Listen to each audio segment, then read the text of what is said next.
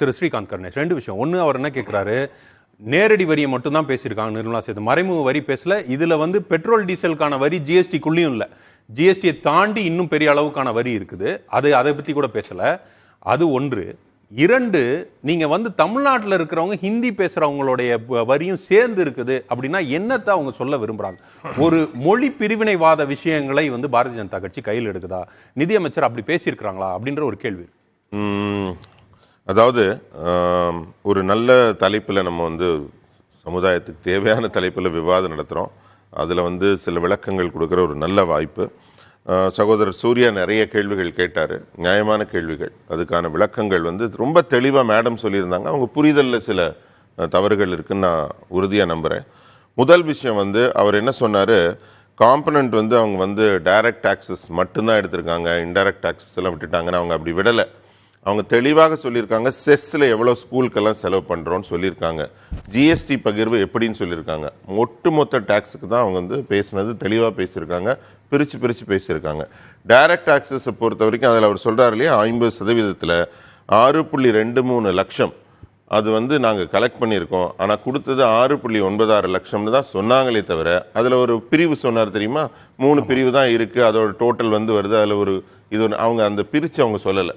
So அது பிரித்து அவங்க சொல்லாத ஒரு விஷயத்தில் தவறு இருக்குன்னு நம்ம எடுக்கவே முடியாது. அது வந்து அதோட தகவல் வந்து கரெக்டாக நம்ம எடுத்தோம்னா வரும். அதில் ஒரு கூட்டலில் தான் பிழை இருக்குமே தவிர அவங்க இப்படி வேணா எடுத்துக்கலாம். ஒருவேளை அவங்க ஒரு ஹெட்டரை சொல்ல விட்டுட்டாங்க அப்படின்னு வேணா விட்டுக்கலாம். ஏன்னா அவங்க சொன்னது வந்து அவங்க 6.96 லட்சத்துல அவங்க ஒரு வரிசையா கணக்கா தான் சொல்றாங்க. ஒருவேளை ஒரு ஹெட்டர் விட்டுருக்கலாம், அப்படி வேணா எடுத்துக்கலாம். இல்ல, என்னோட அதோட தமிழாக்கம் என்கிட்ட இருக்கு, அவங்க உரையோட தமிழாக்கம் என்கிட்ட இருக்கு. அதுல வந்து அவங்க வந்து எந்த விதமான தமிழ்ல தான் பேசினாங்க, அந்த பைஃபர்கேஷன் இருக்கு. அதனால இது அவங்க ட்வீட் ஆங்கிலத்தில் வந்தது. அதனால இன்னொரு விஷயம் என்னன்னு சொல்ல வரோம்னா, செஸ்ஸில் வந்து ஒண்ணுமே கொடுக்கறது இல்லை அப்படிங்கிறது ஒரு பொதுவான குற்றச்சாட்டு. அதையும் அவங்க தெளிவுபடுத்தியிருக்காங்க. 57,774 கோடி நாங்கள் வந்து பள்ளிக்கூடம் கட்டுவதுக்காக கொடுத்துருக்கோம், வீடு கட்டுறதுக்காக எவ்வளோ கொடுத்துருக்கோம், தனித்தனியாக கொடுத்துருக்காங்க. அந்த புள்ளி விவரங்களுக்குள்ள நான் விரிவாக போக விரும்பல, அதனால ஒவ்வொன்றா கொடுத்துருங்க. ஜிஎஸ்டி பொறுத்த வரைக்கும் பிரித்து அழகழகாக சொல்லியிருக்காங்க. பேசிக்காக வர ஸ்டேட்டோட ஜிஎஸ்டியில் 100% அப்படியே முதல்ல ஸ்டேட்டு கொடுத்துட்றோன்னு அதில் நீங்கள் கேட்ட விளக்கமும் சொல்ல வரேன். அதே மாதிரி சென்ட்ரல் கவர்மெண்ட்டோட சிஜிஎஸ்டியில் வந்து 50% நாங்கள் வந்து இவங்களுக்கு தான் செலவு பண்ணுறோங்கிறாங்க. அதே மாதிரி ஐஜிஎஸ்டிலையும் பிரித்து தரது சொல்கிறாங்க, எவ்வளோ பிரித்து தரோங்கிறத தெளிவுபடுத்தியிருக்காங்க. அதில் அதுவும் புள்ளி விவரத்தோடு இருக்குது. 2023 எவ்வளோ கொடுத்துருக்காங்க அப்படிங்கிறது 32,611 கோடி கொடுத்துருக்கோம். அதுக்கு முதல் ஆண்டுலேருந்து 30,353 கோடி கொடுத்துருக்கோங்கிற புள்ளி விவரத்தோடு இருக்குது. இதில் வந்து நீங்கள் கேட்ட ஒரு முக்கியமான கேள்வி, அந்த மொழி வருதா அப்படின்னு கேட்டிங்க இல்லையா. இப்போ உதாரணத்துக்கு நான் வந்து தனியார் நிறுவனங்களை குறிப்பிட வேண்டாம்னு நினைக்கிறேன். சில கார் கம்பெனிகள் இங்கே இருக்குது, பைக் தயாரிக்கிற கம்பெனிகள் இருக்குது, இங்கே அவங்க தயாரிக்கிறாங்க. தயாரிச்சுட்டு என்ன செய்கிறாங்க, இந்தியா முழுக்க அவங்க விற்பனை பண்ணுறாங்க. அப்போ அவங்களுடைய விற்பனை வருவாய், டைரக்ட் டாக்ஸஸ், வருமான வரியாகட்டும், சேல்ஸ் டேக்ஸ் ஆகட்டும், எல்லாம் ஒரு முனையில் தான் கட்டுவாங்க, துண்டு துண்டாக கட்ட மாட்டாங்க அவங்களோட பில்லிங்காக. அப்படி வரும்போது அவங்க வெளியூரில் அங்கே விற்கிறாங்க இல்லையா. இப்போ அவனுக்கு எப்போ ப்ராஃபிட் எப்படி வரும், கம்பெனியோட ப்ராஃபிட் தான் இங்கே தானே, சென்னையில் தானே வரப்போகுது. அவன் இந்தியா முழுக்க விற்க போகிறான். இந்தியா முழுக்க விற்கிறதோட லாபமும் விற்பனை வருவாயும் அவனுக்கு இங்கே தான் வருது. Being the registered head office year, அவங்க வந்து ஆந்திராவில் விற்கிறதோ, ஹரியானாவில் விற்கிறதோ, யூபியில் விற்கிறதுக்கோ இங்கே தான் கட்ட போகிறாங்க. ரொம்ப தெளிவாக சொல்லியிருக்காங்க. இதில் மொழியோ மற்ற பிரச்சனையோ உள்ள வரல.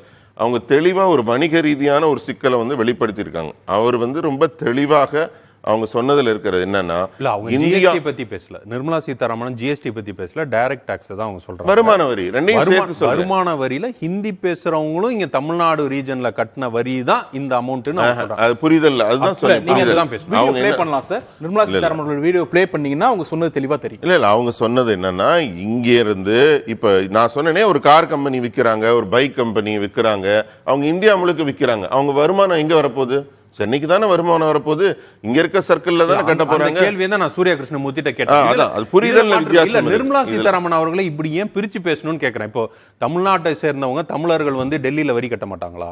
அவங்க யூபியில மகாராஷ்டிரால கட்ட மாட்டாங்களா?